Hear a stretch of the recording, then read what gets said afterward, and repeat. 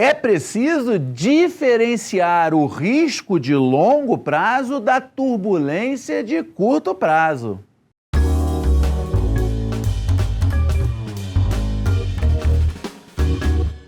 Pessoal, a flutuação nos preços dos ativos e no valor dos seus investimentos é capturada por uma medida estatística que chamamos de desvio padrão, ou no mercado a gente costuma chamar de volatilidade. Quanto maior a turbulência no mercado, maior será essa volatilidade.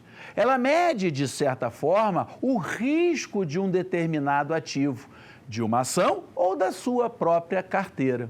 Enfim, quanto maior a volatilidade, maior pode ser a sua perda. Mas isso também vale para o outro lado, ou seja, maior também pode ser o seu ganho se o mercado andar a contento.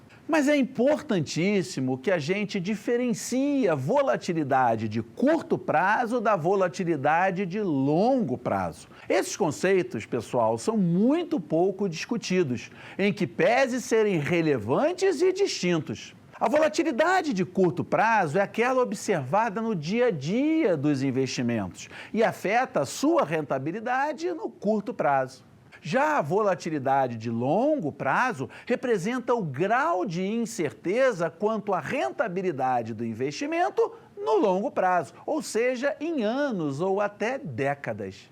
Para investidores de longo prazo, como por exemplo aqueles que investem para a sua aposentadoria ou para o futuro de seus filhos, a volatilidade que realmente importa é a de longo prazo. Vou dar um exemplo aqui agora. Imagine que você more em São Paulo e precise ir para uma reunião em Tóquio, no Japão, perdendo o menor tempo possível no deslocamento. Após pesquisar, você percebe que há várias opções de rotas e escalas em diferentes cidades pelo mundo. Ora, você não se importará com a cidade na qual sua rota fará escala, mas sim com o tempo total de voo e o seu custo. Guardadas as devidas diferenças, claro, com investimentos é a mesma coisa. O que realmente interessa é a volatilidade de longo prazo, restando a volatilidade de curto prazo um papel secundário. Lembre-se sempre que existem ciclos econômicos no mercado também, de forma que sempre haverá períodos mais difíceis, as chamadas crises, onde a volatilidade aumenta bastante naquele curto prazo, e épocas de retornos espetaculares. Claro que eu preciso ressalvar que uma maior volatilidade no curto prazo é um indicador de maior volatilidade no longo prazo. Aliás, eu estaria desrespeitando a estatística se falasse algo diferente. Contudo, maior risco também é um indicativo teórico de maiores retornos, sendo esse argumento fortalecido no longo prazo. Há o que chamamos de prêmio pelo risco assumido, ou simplesmente prêmio de risco.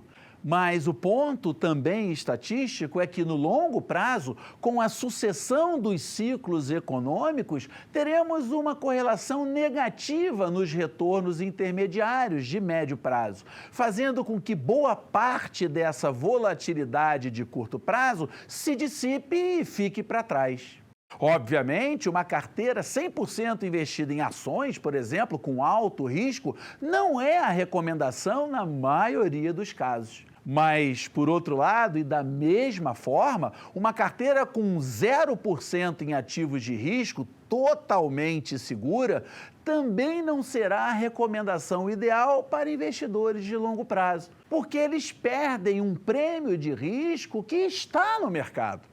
Com uma boa dose de diversificação, é possível construir uma carteira que se beneficie do risco no longo prazo, com rentabilidades acima do que seriam auferidas na renda fixa, por exemplo, ou em carteiras de baixíssimo risco.